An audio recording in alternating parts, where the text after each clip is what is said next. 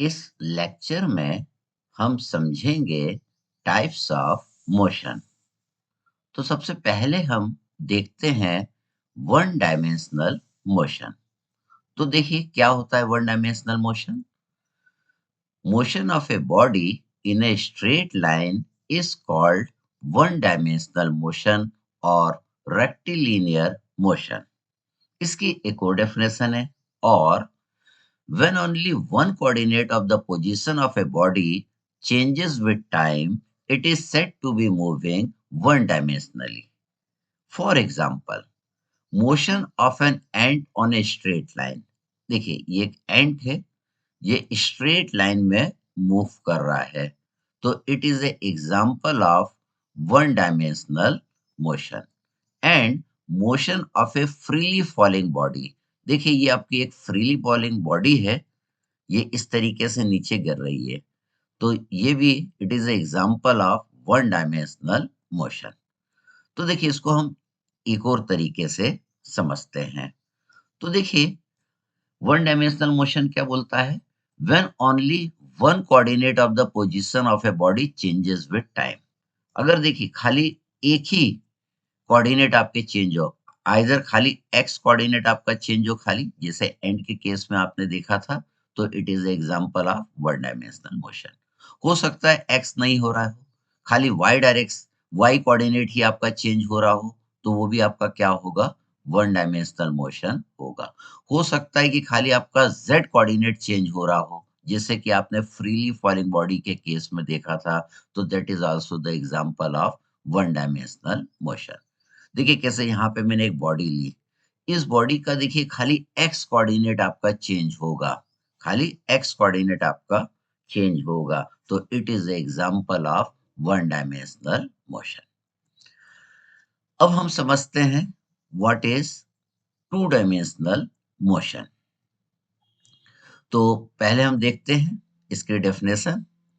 Motion of a body in a plane is called two-dimensional motion, or when two coordinates of the position of a body changes with time, then it is said to be moving two-dimensionally. For example, motion of van on a circular turn. देखिए ये आपकी van है, तो देखिए इसके दो coordinate change होंगे।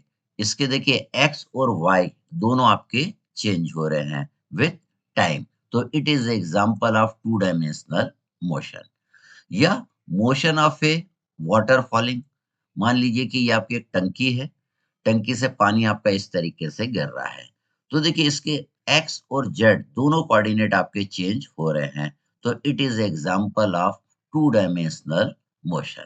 तो देखिए एक और तरीके से समझे। देखिए अगर अगर एक्स और जेड, अगर देखिए motion of a body in a plane, plane में जो मोशन होता है उसे हम क्या बोलते हैं, टू डायमेंशनल मोशन बोलते हैं। या when two coordinate of the position of a body changes with time.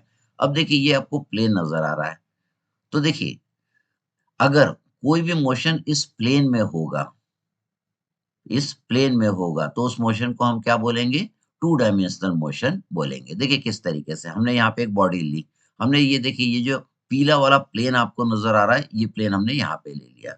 तो इस प्लेन के अंदर जो मोशन हो रहा है इस ऑब्जेक्ट का या इस बॉडी का, तो इसे हम टू डायमेंशनल मोशन बोलते हैं। तो देखिए इसके एक्स और जेड दोनों कोऑर्डिनेट चेंज हो रहे हैं, इसके एक्स और जेड दो कोऑर्डिनेट चेंज हो रहे हैं, इसलिए हम इसको टू डायमेंशनल मोशन बोलते हैं। तो two dimensional motion is sometime called projectile motion. हम प्रोजेक्टाइल पढ़ेंगे, तो जो प्रोजेक्टाइल मोशन होता है that is example of two dimensional motion. अब हम देखते हैं what is three dimensional motion. देखिए motion of a body in space is called three dimensional motion, or when all the three coordinate of the position of a body changes with time, then it is said to be moving three dimensionally. For example, motion of a flying kite. देखिए जो आपकी पतंग उड़ती है, तो उसके तीनों coordinate आपके चेंज होते हैं, एक्स वाई और जेड, तो उसे हम क्या बोलेंगे, that is example of three dimensional motion. या कोई भी आपकी मक्खी मान लीजिए, वो रैंडमली स्पेस में मूव कर रही है इधर-उधर, इधर-उधर, ठीक है? और उसके तीनों कोऑर्डिनेट चेंज हो रहे हैं एक्स, वाई एंड ज़ेड, तो that is the example of three dimensional motion. तो वन डायमेंशनल मोशन में क्या होता है? Motion of a body in a straight line, one dimensional motion होता है। Motion of a body in plane is two dimensional motion.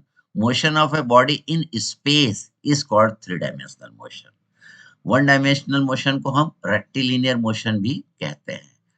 अब देखिए, coordinate के टर्म में क्या बोलेंगे? When only one coordinate of the position of a body changes with time, then one dimensional motion. When two coordinate of the position of a body changes with time, then two dimensional motion. When all three coordinate of the position of a body changes with time, then it is a three dimensional motion. Thank you.